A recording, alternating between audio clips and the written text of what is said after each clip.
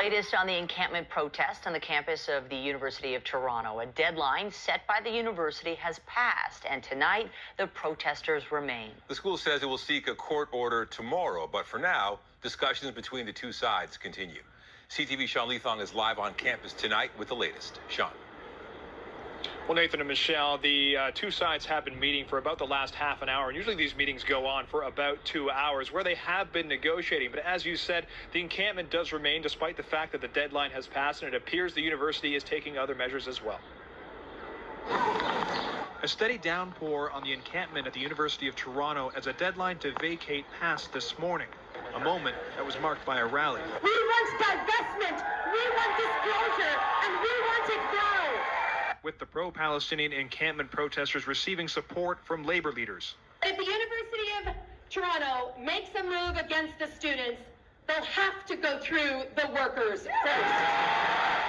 The university confirming they're seeking an injunction in Ontario Superior Court, expected to be heard tomorrow morning and could take a couple of days. The injunction application saying any and all persons having knowledge of the order shall no later than 24 hours after the issuance of an order remove any and all structures, tents, encampments, and items of personal property placed or created or imposed by them at King's College Circle, vacate front campus and King's College Circle at the University of Toronto, and an order authorizing the Toronto Police Service, the Ontario Provincial Police, and any other police authority to arrest and remove persons, objects, and structures who violate the terms of the order. The trespass notice remains.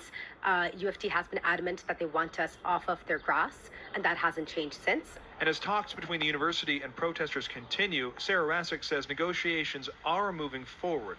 Well, there is movement, but we are not close to a resolution. UofT continues to propose committees, but we want commitments. The university presented an offer to protesters last Thursday outlining a process for meeting some of their demands. It's a notice of trespass. On Friday, special constables from UofT presented the protesters with a note of trespass and a deadline for this morning after the university's offer was rejected. Students presenting a counteroffer last night. The counteroffer remains the same. Students demanding the university divest its endowment from investments that provide direct or indirect military aid to Israel, that the university disclose all publicly traded investments and suspend ties to a post-secondary institution operating in East Jerusalem and a university involved in developing weapons for Israel, while also asking for commitments that the university will not punish staff or students for engaging in the protest. We have reported hateful acts and hateful speech to Toronto Police Services. This as University President Merrick Gertler faced questions from MPs alongside other university presidents at the Justice Committee in Ottawa today. Is it related to the encampment specifically? When were these people suspended or expelled? So the encampment has been in place for 3.5 weeks, and so we have not yet had has any been expelled or suspended because of the encampment. Those processes are underway.